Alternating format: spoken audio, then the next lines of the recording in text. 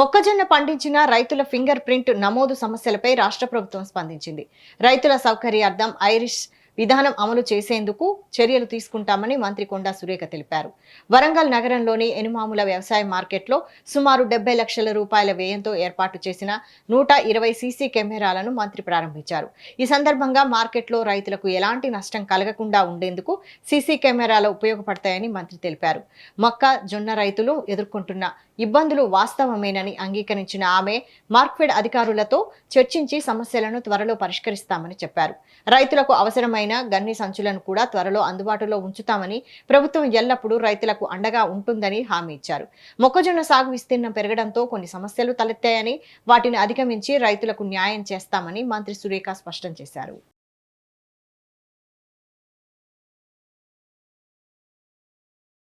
Wardhannapet area నుంచి ఇప్పుడు MLA గారు చెప్తా ఉన్నారు, ఐనవోల్ నుంచి మ్యాక్సిమం పంట తీశారు అని చెప్పడం జరుగుతుంది.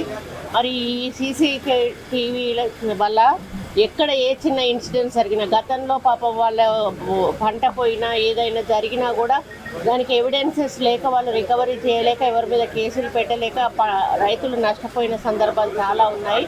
వాటిని దృష్టిలో పెట్టుకొని ప్రతిపాదనలు పంపిన వాటిని పరిశీలించి మార్కెట్ డిపార్ట్మెంట్ ఏదైతే ఉందో మార్కెటింగ్ డిపార్ట్మెంటు కెమెరాలను మనకు శాంక్షన్ చేయడం, 100 కెమెరాలను ఫిక్సప్ చేయడం జరిగింది.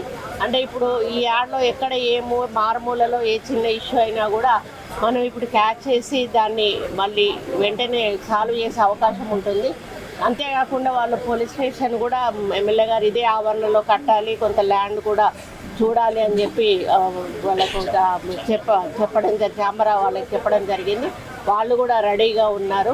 మరి అదేవిధంగా మేజ్ కొనడంలో కొంత జాప్యం జరుగుతుంది అని చెప్పి ఇక్కడ రైతులు చెప్తున్నారు.